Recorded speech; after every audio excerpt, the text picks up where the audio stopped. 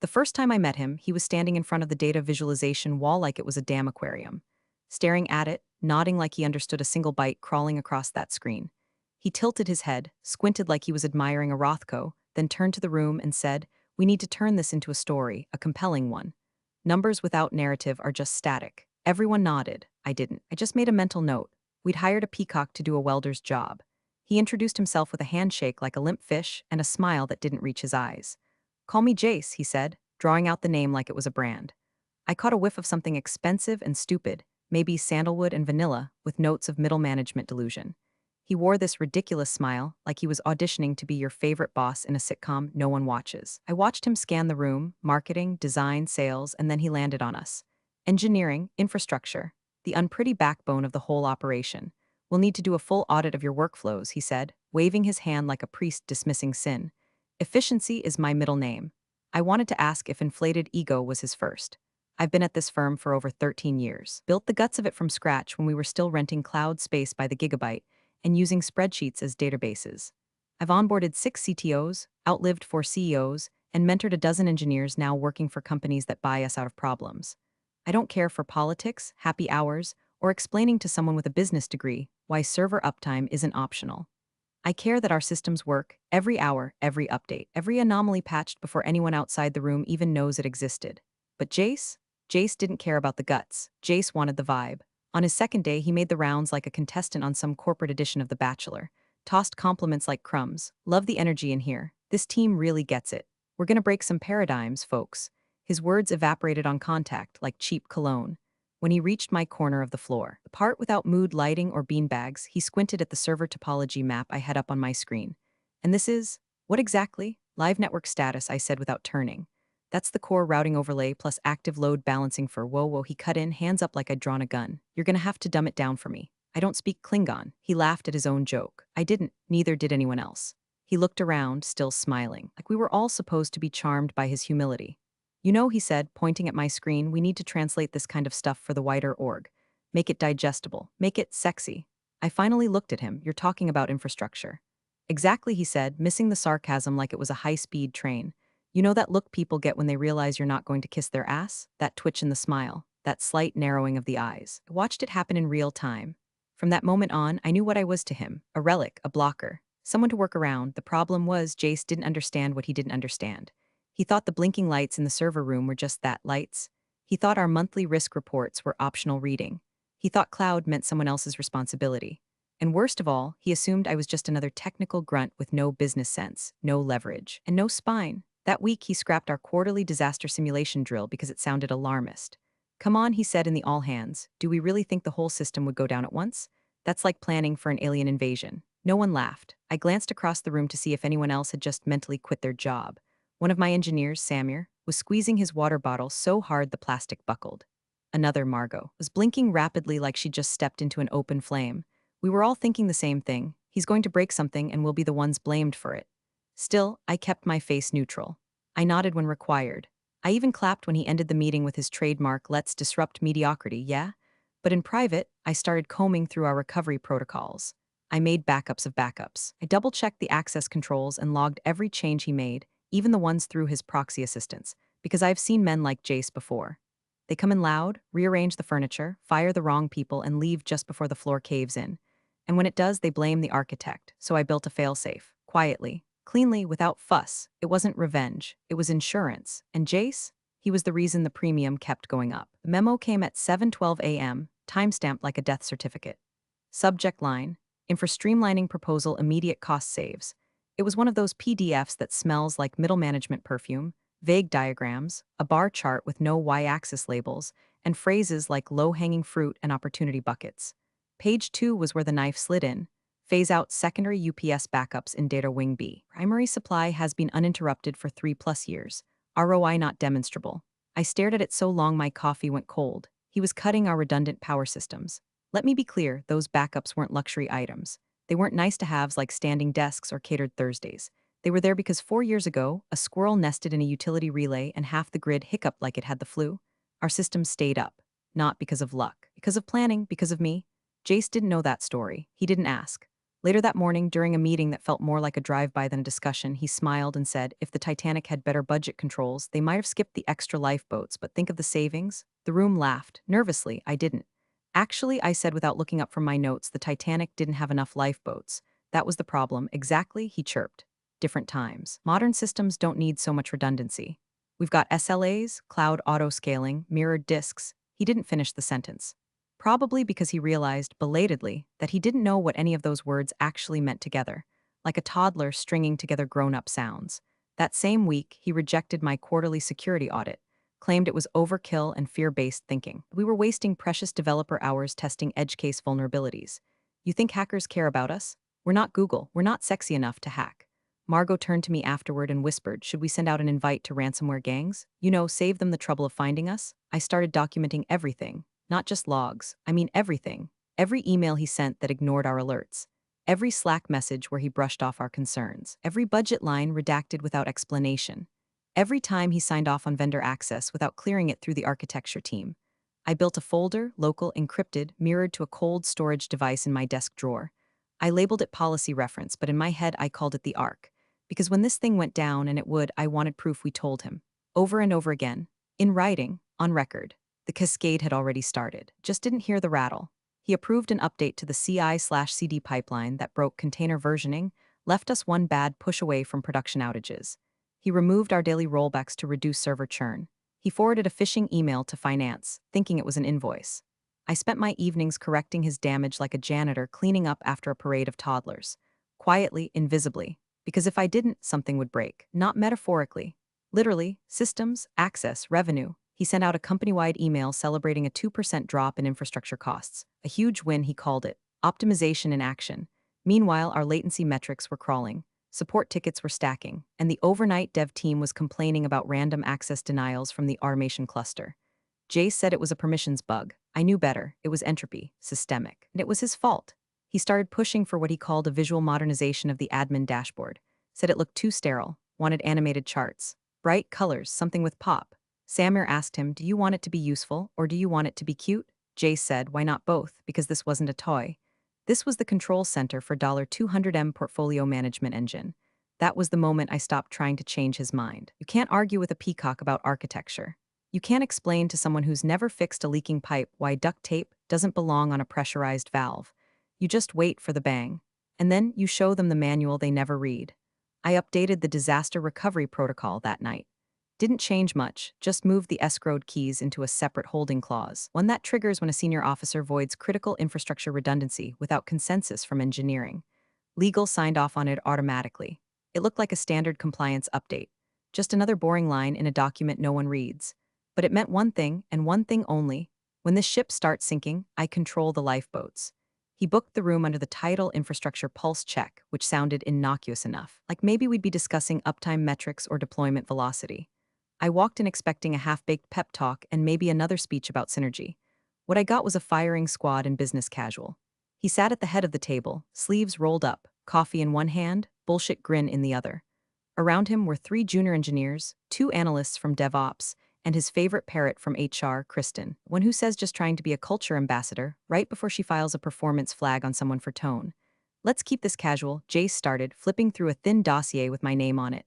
Just want to get a sense of where we're all at. What's working, what's legacy? I didn't sit. I leaned against the doorframe with my arms crossed, watching him stumble through his own fake charm. He began with the usual theater. A couple compliments about team output. A shallow nod to the migration we pulled off 6 months ago without a single minute of downtime. Then he pivoted. But one of the things I've been hearing, he said, stretching the word like a yoga instructor on Adderall, is that we may be overallocating technical resources in some areas. Maybe clinging to old protocols. Maybe being too cautious. He glanced at me like we were in on the same joke. We weren't. Amara, you've been with the company, what? Decade plus. 13 years, I said. 4 CTOs, 6 different audit frameworks, 2 physical relocations, 0 infrastructure breaches under my watch. Right? He nodded, mock impressed, which is amazing, truly. But sometimes those long tenures come with, how do I say it, a little rigidity? A reluctance to evolve. He smiled, looked at the juniors, and added like I checked, we're still running our own private certificate authority for internal service comms. Isn't that a little retro? I stared at him deadpan. It's also the reason your platform hasn't been hijacked by a 5-line minim script. Kristen shifted in her chair, clearly uncomfortable. One of the juniors, Jacob, looked down at his laptop like he was ashamed to be breathing the same air. Jace laughed. See, passion, I love it, but passion needs balance. And to be honest, Amara, when I reviewed your salary, well, it raised some eyebrows, especially when we compare output versus cost. There it was, the knife, sloppy but sharp enough. And listen, he continued, no one's saying you haven't earned your spot, but maybe it's time to think about how we make space for new voices. New frameworks, more modern tools. He might as well have said, you're expensive, old, and in the way. I didn't respond. I just looked at the file he was holding, thin, mostly printouts from HR and budget spreadsheets with red lines through them. He hadn't even read my audit logs, my architecture notes, or the compliance risk memos I'd authored. He wasn't evaluating performance. He was laying a narrative, one he could use when the layoffs came. I walked out before he finished talking. Didn't slam the door, didn't mutter a word, just left. Back at my desk, I opened my private vault drive. Inside was a document I wrote years ago, buried deep in a compliance update from our SOC2 renewal, an obscure clause about authorization escrow. Meant for use only in the event of technical reorganization or a critical role reassignment, it allowed me to trigger a fail-safe protocol that moved root key custody into legal escrow. It froze access. It locked down escalation paths, could only be reversed by a majority board vote or a CISO override, and Jace wasn't the CISO. He didn't even know how to spell it. I triggered it, quietly, cleanly. The script ran in under 12 seconds, no alerts, no pop-ups, just a deep system event logged under an innocuous maintenance task titled Auth Mirror Policy Rotation SH. Then I sent one email to legal. Subject, Policy Activation Auth Custody Transfer. No commentary, no signature. They replied 8 minutes later. Received and acknowledged. Secure escrow engaged. Custody chain recorded. I stared at that sentence like it was oxygen. It wasn't just legalese, it was leverage. My system, my architecture, was now running under a key no one could touch unless the board explicitly approved it. And that meant when it broke, and it would, no one could fix it without me. I didn't feel triumphant. I felt empty, cold, like I'd just buried something that used to matter. I'd tried for months to meet him halfway. I softened my tone in emails. I dumbed down language. I rewrote the same warning memos 6 different ways, hoping one of them would make it through his skull. None of it mattered, so I stopped hoping. I started preparing. Let the peacock strut. Let him swing his buzzwords like a toddler with a stick. I had the keys, I had the logs. I had the backup plans no one else even knew existed. He wanted a modern system? Good. Let's see how modern he feels when the lights go out. The joke hit the air like a slap. All this just to look pretty? My daughter's nightlight does more, Jace said, finger jabbing toward the server rack like he was pointing at a pile of trash. We were in the main data room, not a flashy space. Just cold floors, blue LEDs, and the constant, whispering hum of servers doing things he'd never understand. It smelled faintly of dust and ozone, like every air-conditioned room that quietly runs the world. This was the heart of it, the lungs, the veins, the bones, and he had the gall to compare it to a $14 plug-in from Target. I was sitting 10 feet away, legs crossed, laptop open on my knees, running diagnostics, monitoring packet flow, watching for anomalies in a system I designed to be invisible until the moment you needed it. And now here was this grinning clown with department store charisma, waving his ignorance around like it was charming. He didn't even hear how quiet it got. Not just quiet, dead. Margot stopped typing. Jacob's chair creaked as he froze mid-swivel. Samir looked down at the floor like maybe he'd find his will to live in the scuff marks. Jace was still talking. Something about aesthetics. Something about how tech should inspire confidence and nobody's impressed by blinking lights anymore. But no one was listening. I didn't say a word, I just closed my laptop. It wasn't dramatic, no theatrical slam. Just the soft click of the lid latching shut like a gun safety being turned off. It was quiet, but the sound made the room hold its breath. I stood slowly. Took a last glance at the rack, my rack, 4 years of modular design. Custom scripts, failover nodes hand-tuned to avoid latency drift. 100 invisible redundancies that had saved this company more than once without a single thank you.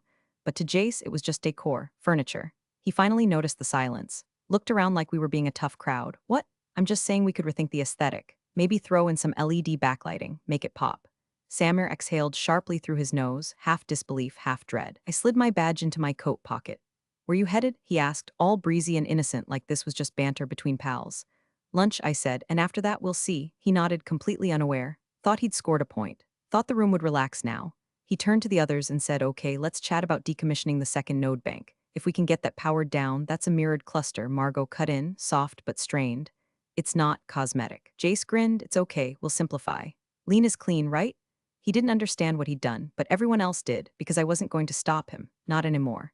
I walked out of the server room, past Kristen from HR who gave me a weak smile and avoided eye contact, down the hallway with its flickering ceiling panel, past the intern standing awkwardly by the vending machine, clutching a folder no one had asked for. Kept walking until the temperature shifted, and the hum of machines faded into the sterile white noise of bureaucratic airspace. I didn't look back. I didn't need to. The system had already started ticking. Because when I closed that laptop, I didn't just pause my work. I enacted the final trigger in a cascade I designed months ago. A system of passive failsafes, not sabotage, not malice. Just what you get when you remove the human brain from a system built with care. The expiration policies were already in motion. The heartbeat tokens would start quietly failing. The certs would approach expiry. The orchestration scripts, still live but unevaluated, would begin missing their markers. And with the backup nodes already cut thanks to Jace's cost-saving brilliance, there wouldn't be a net to catch the fall. But nothing explosive would happen. Not yet. The genius of it, the cruelty, if you like, was in the delay. I'd built the system with guardrails. But Jace had spent the last 2 months ripping those out, thinking they were speed bumps. He didn't know that he'd already unscrewed the bolts from the roller coaster. That gravity was patient. He'd called it a nightlight. We'd see how bright it glowed when the power blinked. I didn't turn in a 2-week notice. Didn't gather the team for a teary farewell or post some saccharine paragraph on LinkedIn about new beginnings. That's not how you exit a war zone. That's how you get shot in the back. Instead, I printed one page, signed it, walked it down to legal. Clause 14C, voluntary separation triggered by hostile reassignment or public undermining of critical technical role. It wasn't flashy. Just a line buried in the weeds of my original employment contract, amended during a compliance rewrite 3 years ago. No one remembered it existed, except me and the firm's general counsel, who had signed off on it personally when I flagged the language as standard risk mitigation. It meant one thing. The moment someone in executive leadership publicly delegitimized my position, I could resign immediately, voiding my non-compete, triggering a protective severance clause, and most importantly, sealing off administrative access to certain recovery keys without violating a single internal policy. Nightlight joke, that was the trigger, the public spectacle, the knife dressed as banter. Legal didn't argue. They read the form, their brows tightened, and they handed me a stamped copy with a look that said, "I hope this wasn't a mistake." I walked out the same way I'd come in 13 years earlier. No fanfare, no entourage, just a laptop bag and a mind full of contingency maps. I didn't kill the system. I'm not a saboteur, I'm an engineer. What I did was far more elegant and far more irreversible. Back at my desk, I tapped into the authentication core and revoked a single token. That's it. One, it wasn't even an active credential.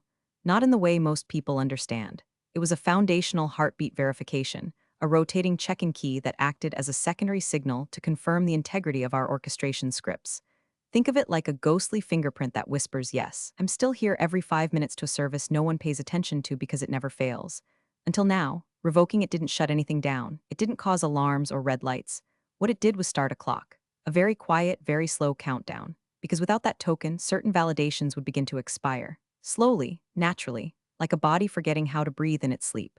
By design, those services had a grace period, failover thresholds, assumptions that the system was resilient as long as no one turned off the backups.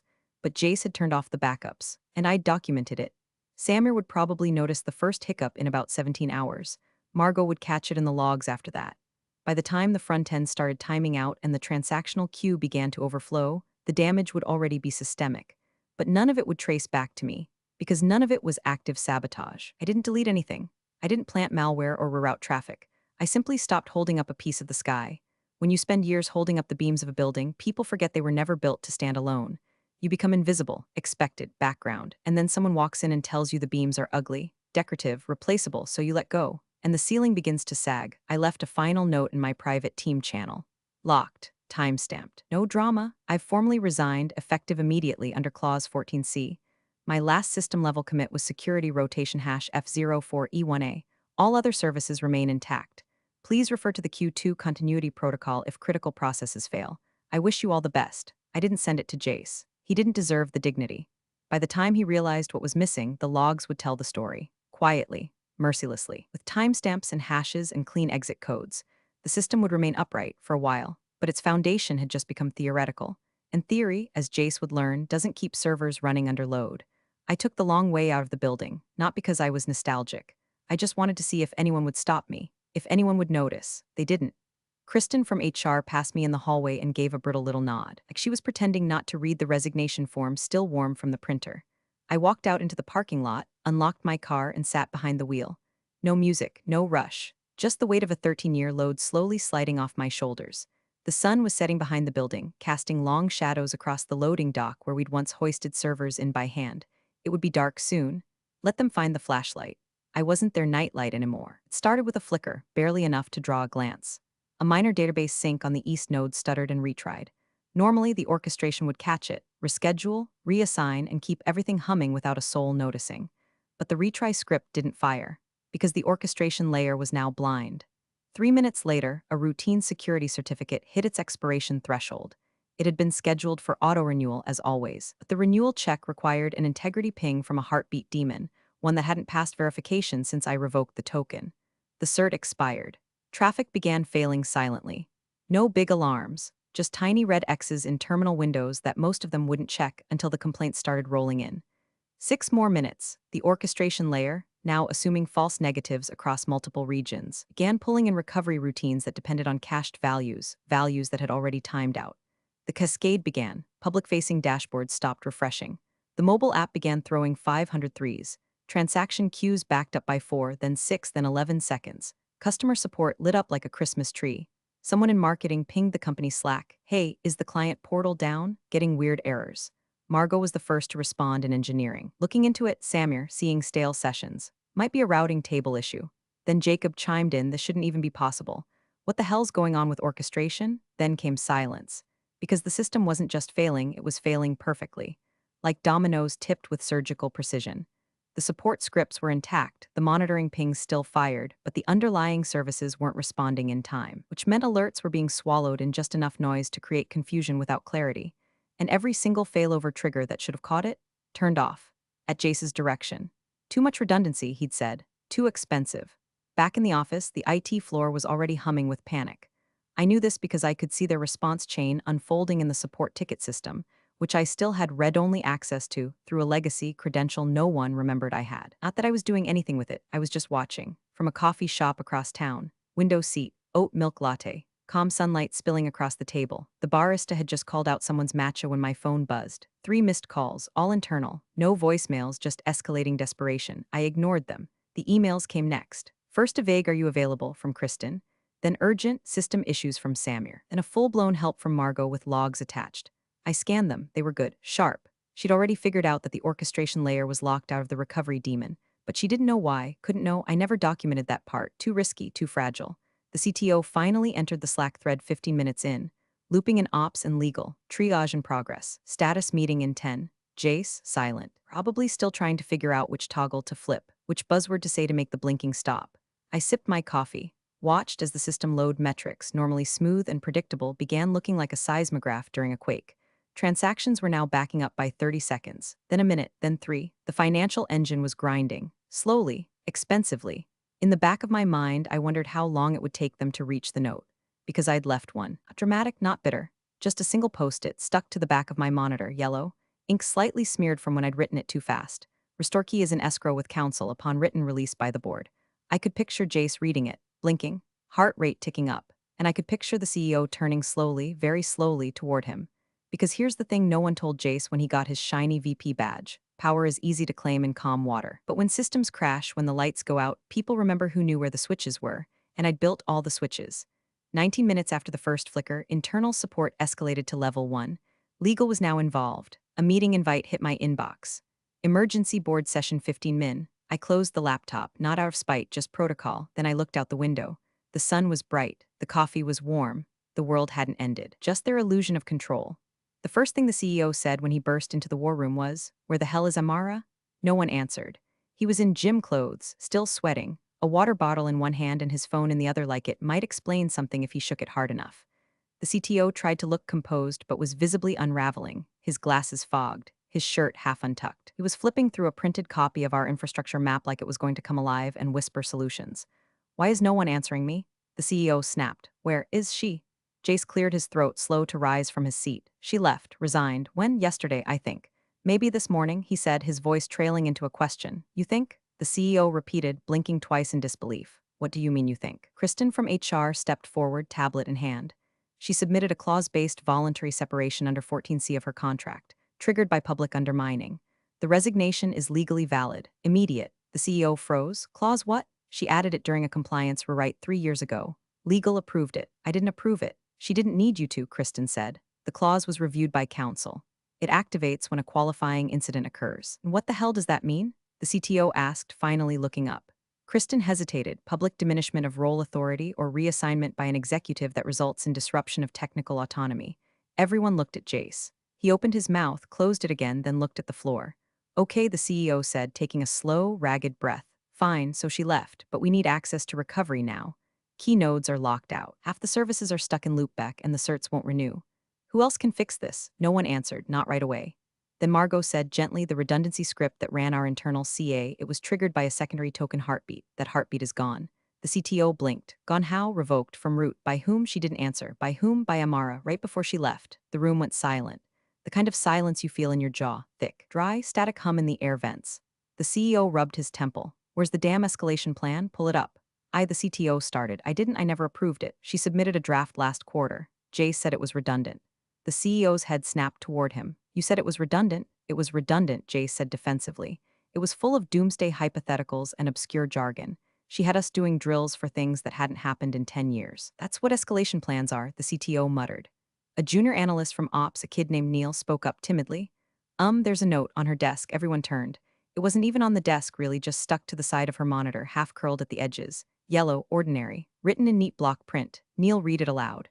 Restore key is in escrow with counsel upon written release by the board. The CEO paled, not just surprised, gut-punched. He turned to legal, who was already dialing.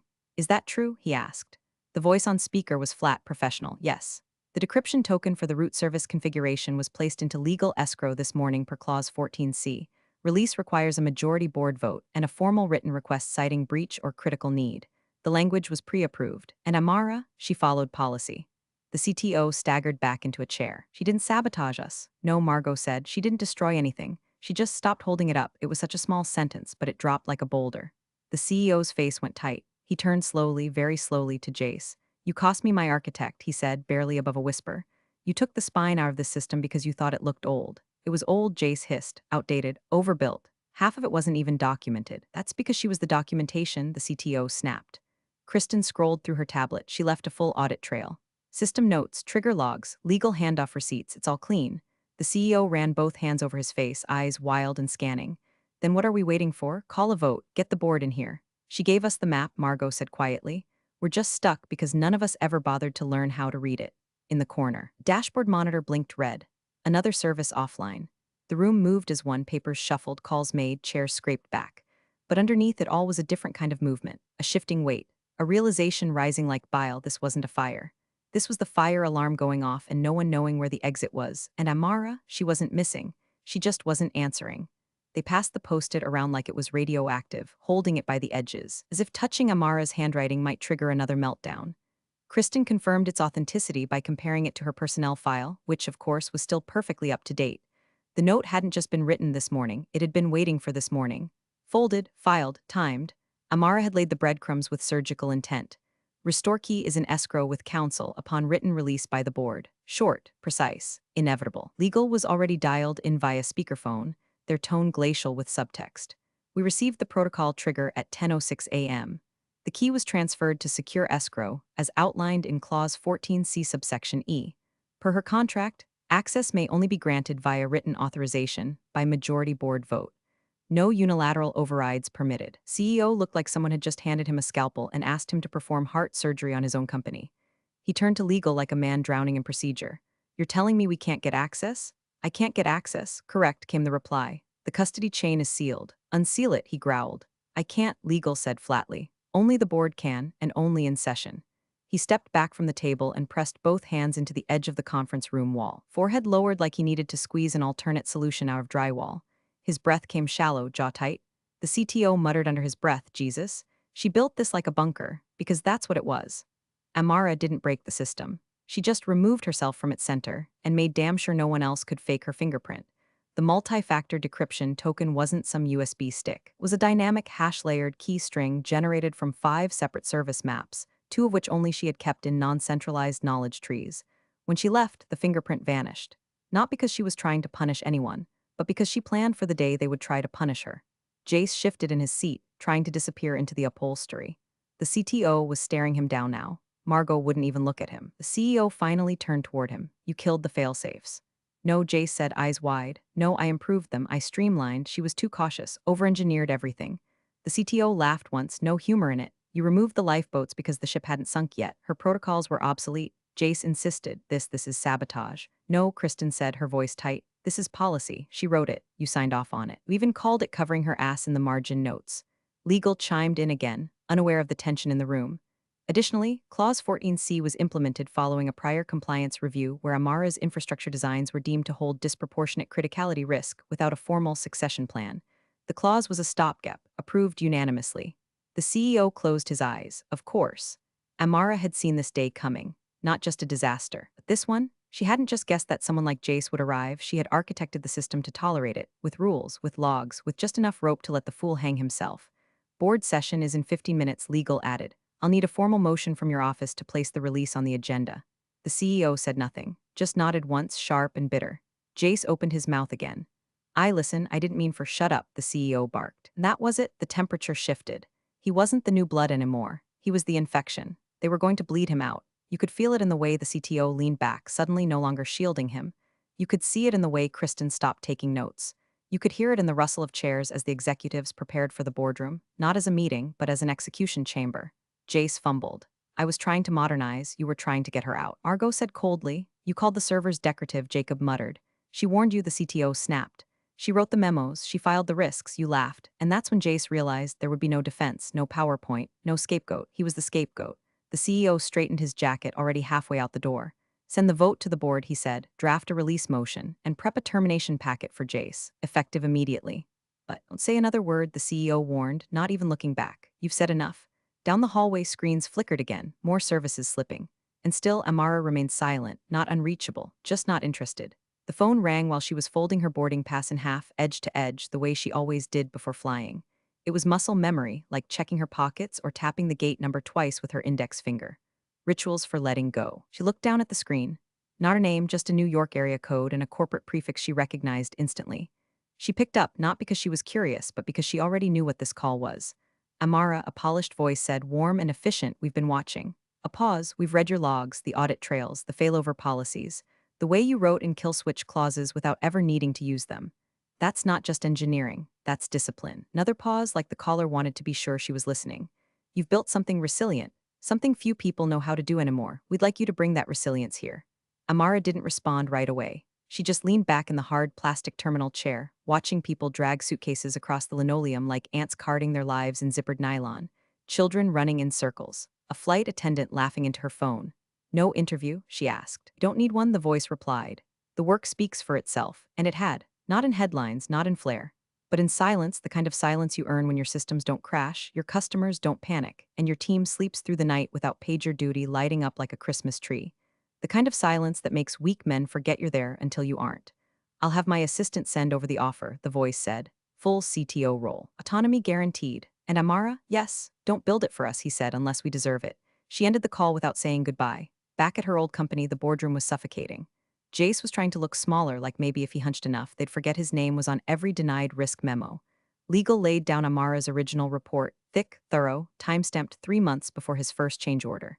The CTO didn't even open it, just pointed at the top page, which read in bold, Key Recovery and Escalation Risk, Orchestration Lockout Scenario. It was dated, signed, forwarded to all executive inboxes, including Jace's.